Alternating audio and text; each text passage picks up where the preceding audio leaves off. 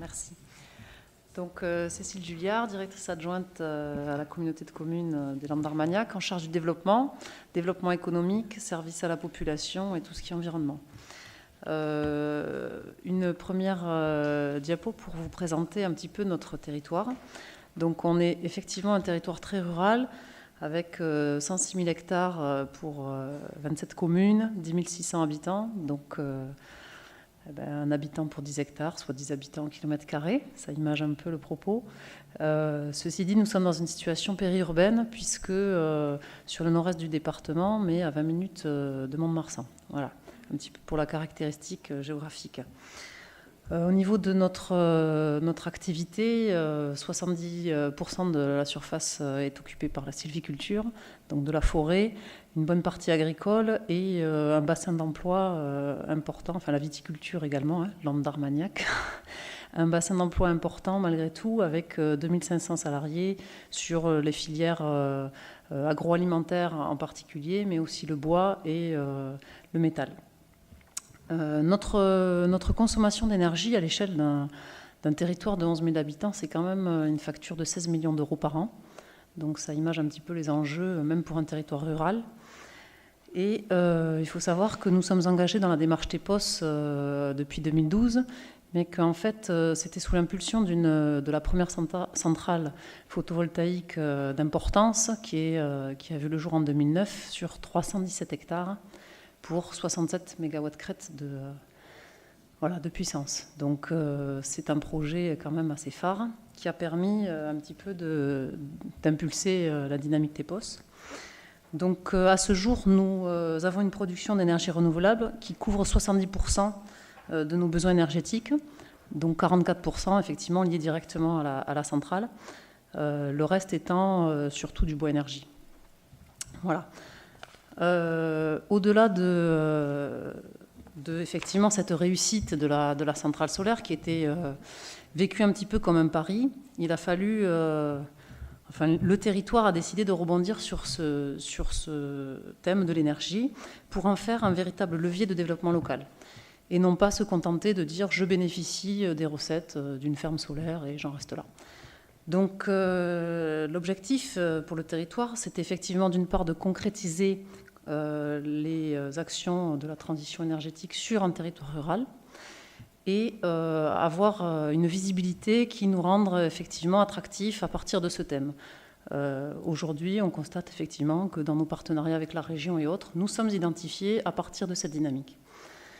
Il s'agissait également de valoriser nos ressources locales et de conforter notre économie existante et non pas juste d'avoir une centrale de production qui, en fait, l'énergie part sur d'autres territoires et on en reste là. Comment on peut alimenter la dynamique locale à partir de ce thème de l'énergie et créer une dynamique autour du volet expérimental, puisque on veut que ce soit une véritable opportunité aussi pour la montée en gamme finalement de nos entreprises locales.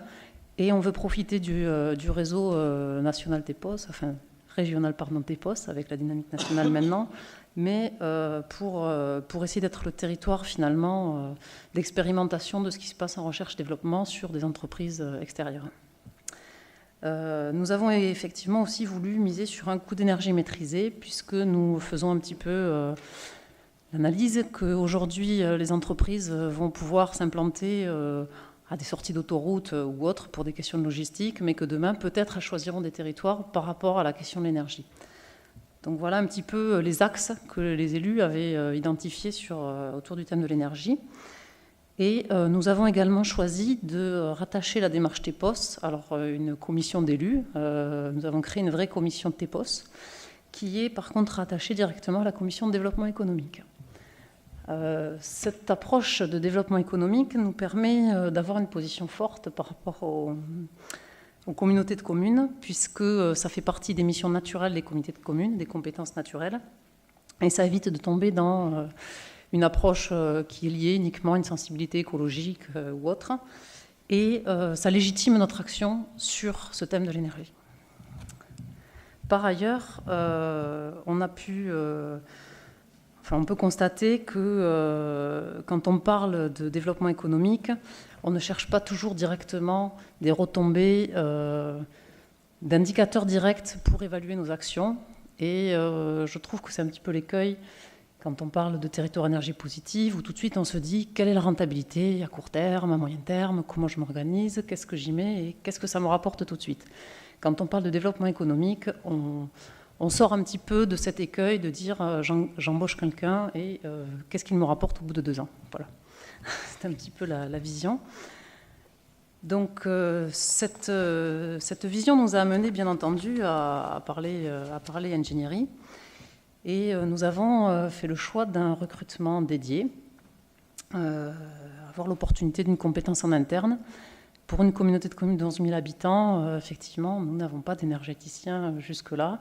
Et nous nous sommes dit, il y a un contexte favorable, puisque dans le cadre des TPOS, nous sommes amenés à réaliser un diagnostic énergétique de notre territoire, que nous avons constaté que le sous-traité n'était peut-être pas la bonne solution, et que nous avons profité de ce besoin pour dire on recrute quelqu'un qui nous apportera un personnel de proximité et effectivement qui viendra travailler vraiment à l'animation de la démarche TPOS, puisque les agents que nous avons ne sont pas forcément trop disponibles, même si voilà, tout le monde y participe un peu, mais il faut vraiment des moyens d'animation.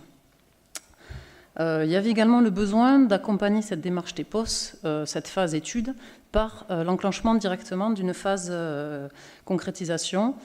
Donc avoir quelqu'un, c'était aussi pouvoir travailler sur des actions à court terme. Et alors nous avons eu un levier financier bien sûr important avec le soutien de la région Aquitaine, qui nous a proposé un financement dégressif sur 3 ans, 70%, 50% et 30%, ce qui est quand même un vrai levier. Et nous avons en plus la possibilité de compléter avec le programme Leader pour arriver à 80% de financement. Donc on sort un petit peu de l'analyse rentabilité directe aussi, puisque la région nous avait dit vous allez rentabiliser un énergéticien avec à peu près 50 000 habitants. Bon, à 11 000, on est encore un peu loin du but. Donc on a vraiment besoin de cet accompagnement financier pour pouvoir y arriver.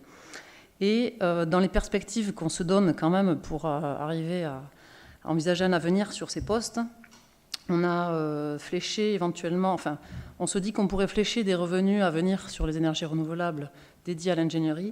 Et si on n'y arrive pas, on peut toujours travailler aussi sur la mutualisation, puisqu'on est quand même sur un territoire proche, encore une fois, de l'agglomération montoise, et pourquoi pas travailler sur ces thèmes ensemble. L'autre partie vous présente un peu la cohérence globale que ça pouvait avoir dans notre stratégie de ressources humaines. Donc, je suis moi-même directement associée au travail de l'animateur TPOS, mais je ne suis pas une spécialiste, j'ai un débat de géographie. Donc, on est relativement complémentaires avec mon collègue, puisque moi, je lui permets, par contre, ce qui me semble important à soulever, c'est qu'il faut... Cet agent est transversal, mais il faut qu'il soit au plus près des élus, au plus près de l'échelon de décision et de la connaissance des projets. Au-delà du rapport avec les élus, la connaissance des projets, de tout ce qui peut se faire, c'est là qu'on commence à sentir un petit peu, tiens, je vais pouvoir associer tel élément avec tel autre, tel acteur avec tel autre. Et finalement, moi, je lui apporte aussi une connaissance un peu du réseau local. Et donc, on est complémentaires. Par ailleurs, il fallait aussi l'introduire dans les autres services. Et c'est toujours plus facile quand on est dans une situation hiérarchique que quand on vient prendre du temps aux autres. Voilà. Donc mon collègue travaille autant avec le service aménagement, habitation qu'animation, puisque, notamment sur l'animation, je le développe après, on a ressenti ce besoin d'associer au maximum de gens, et en particulier les plus jeunes. Et on a déjà des profils d'animation dans la collectivité, donc sur l'animation enfance-jeunesse. On a des animateurs nature aussi sur l'environnement. Et dans la partie tourisme, on fait aussi visiter notre ferme solaire. Donc, en fait, notre énergéticien vient apporter un petit peu de matière et vient aussi faire certaines interventions. Donc on est complémentaires aussi sur ce volet-là. Ceci dit, ce qu'on attend en particulier, les différentes missions que nous lui avions confiées, qui sont assez larges et il est malheureusement tout seul encore. Donc la réalisation du diagnostic énergétique, c'est la porte d'entrée. À partir de là, on lui demande un accompagnement à l'élaboration et à la mise en œuvre de l'ensemble de la politique énergétique du territoire. On lui demande de dynamiser en fait le domaine des énergies renouvelables par des propositions techniques et une approche budgétaire. Alors, c'est lui qui réalise en direct les études d'opportunité, de préfaisabilité, que ce soit sur du photovoltaïque, du bois énergie ou autre. Et surtout, on essaie de mettre l'accent sur le volet expérimental, photovoltaïque avec séchage, méthanation ou autre. C'est des sujets qu'on essaie d'aborder là par l'interface avec le réseau régional en disant vous avez des entreprises dans la recherche-développement, nous sommes un territoire d'expérimentation, voilà, venez chez nous, on va essayer de favoriser ce partenariat-là. La mission aussi de l'énergéticien, au-delà des différents acteurs locaux, de l'animateur TEPOS, c'est de ne pas travailler qu'avec la communauté de communes, mais d'être au plus près de l'ensemble des communes. On est 27 communes, sur leurs besoins quotidiens, je dirais. Comment je travaille sur ma salle des fêtes, ma salle de sport, etc. Et en même temps, d'aller vous rencontrer l'ensemble des entrepreneurs locaux et de travailler également à l'échelon des particuliers. Donc ça fait quand même un sacré travail. Mais cela permet quand même d'impulser des actions collectives et d'avoir un effet masse sur pas mal de dossiers. Quand on fait un appel d'offres ou quand on commence à travailler sur des études avec non pas un site, mais 3, 4, 5, 7 sites, on commence à avoir aussi un effet rationalisation au niveau des coûts. Donc l'avantage également, c'est que David les accompagne en fait tant dans les propositions en matière d'énergie que dans la phase travaux. Et c'est important parce que on sent vraiment que c'est ce qui manque. Le conseil est là, mais on tient la main finalement des différents maîtres d'ouvrage jusqu'au bout. Par ailleurs, sur le volet animation, on avait eu une expérience malheureuse sur un projet de méthanisation qui n'avait pas abouti pour des raisons de conflit le voisinage s'était élevé contre ce projet et donc on sent bien qu'il faut vraiment travailler en amont sur la sensibilisation des différents publics et pour l'acceptabilité des projets également. Et avoir une personne qualifiée comme ça en interne, ça ne veut pas dire qu'il fait tout. Les études de faisabilité, par exemple, sont sous-traitées. On a également une assistance à maîtrise d'ouvrage pour l'animation d'un comité de pilotage qui est sous-traité. On a des études spécifiques, gisement biomasse qui est également sous-traité. Mais ça a fait que nous avons une personne qui est en capacité d'écrire un cahier des charges et de suivre l'action. Voilà.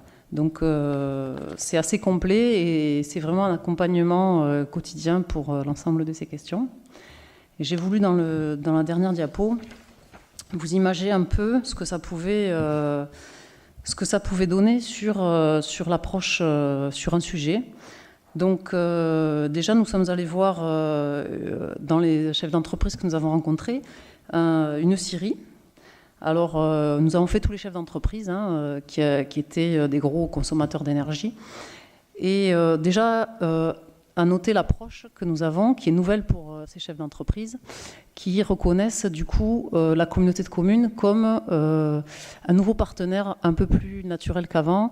Ils n'ont pas d'expertise sur l'énergie.